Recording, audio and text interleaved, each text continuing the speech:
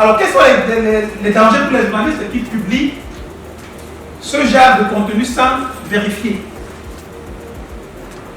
Alors, le premier risque, c'est la perte de la crédibilité, c'est-à-dire un média qui partage un contenu sans s'assurer de la véracité de ce contenu-là perd en crédibilité.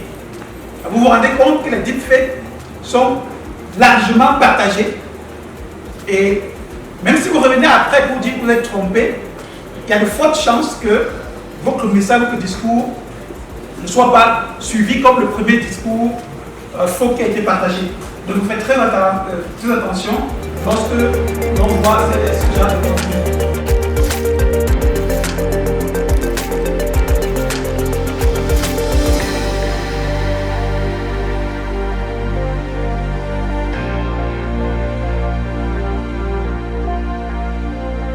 L'expert vous a donné des conseils, mais je voudrais simplement ajouter que cette question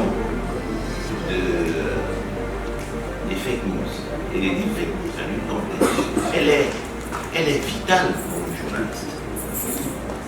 C'est-à-dire, c'est une espèce de cogito ergo sum du journalisme.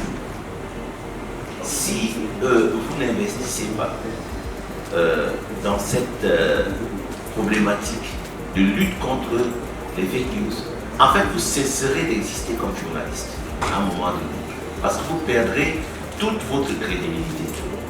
C'est donc quelque chose de d'ontologiquement vital pour la presse. S'il vous reste un dernier sou pour lutter, pour vous permettre de lutter contre les fake news, eh bien, il faut l'investir là-dedans. Parce que un journaliste qui perd sa crédibilité, eh bien, il ne lui reste plus qu'à mourir, même physiquement. Parce que même s'il change de métier, cette perte de crédibilité va toujours le suivre. Une fois qu'une information qui s'avère fausse est signée de vous, ou paraît dans votre journal sur vos antennes, eh bien personne ne vous fera plus jamais confiance.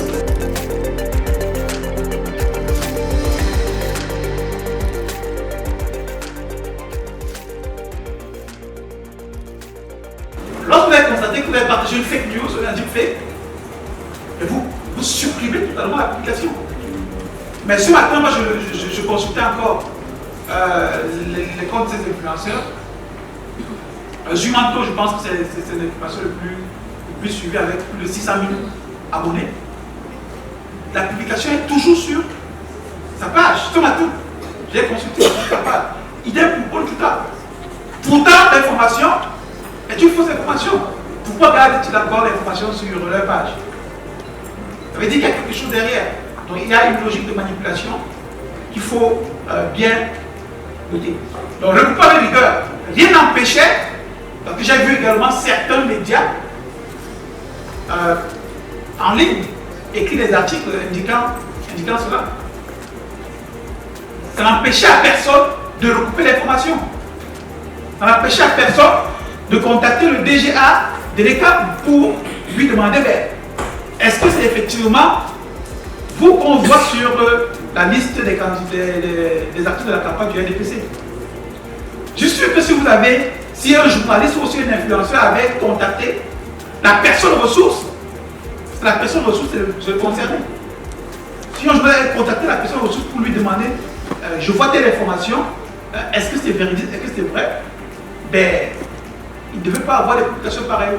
Donc c'est la nécessité de couper cette information avec.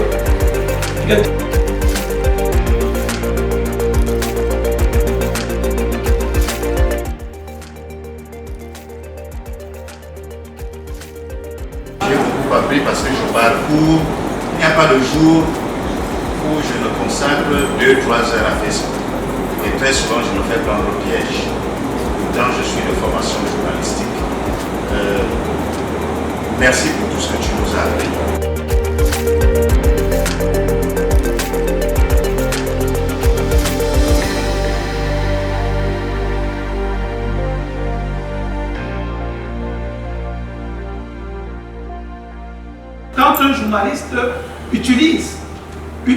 générée, vous avez l'obligation d'indiquer que c'est une image générée pour illustrer votre article.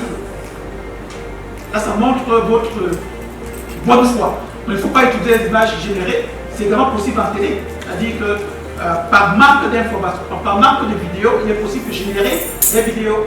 Mais indiquer toujours au bas de la vidéo que cette vidéo a été générée par l'IA. Et certains outils IA aujourd'hui comme Gemini, comme Beta AI, signent directement les photos et les vidéos qu'elle génère pour vous permettre de montrer cela et de montrer clairement que la vidéo a été générée par l'IA.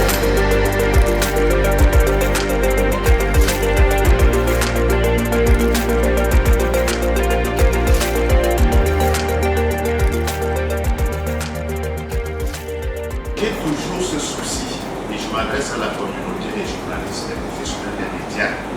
Mais tous les grands médias du monde audiovisuels ont des programmes pour démasquer les types et les faits, expliquer un problème d'éducation des masses. Parce qu'en France, ça commence dans les écoles primaires. On apprend aux enfants à détecter la bonne information de la mauvaise, de la fausse, de la préfabriquée, de la manipulation. Et je souhaiterais que la CRTV, qui est leader en la matière et qui bénéficie des redevances, n'est-ce pas, consacre du temps à nous sortir de cet enfer où nous allons. Moi, je crois que c'est un devoir patriotique et une obligation éducative que les enfants naissent en sachant dire voici le vrai et à savoir le dissocier du faux.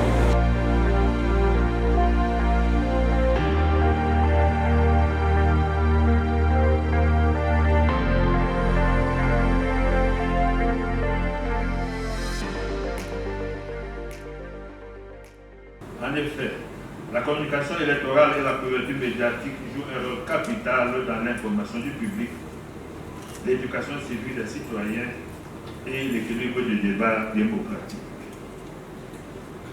Elles doivent être responsables, équilibrées et inclusives, de manière à garantir que toutes les sensibilités politiques puissent s'exprimer dans le respect des règles républicaines.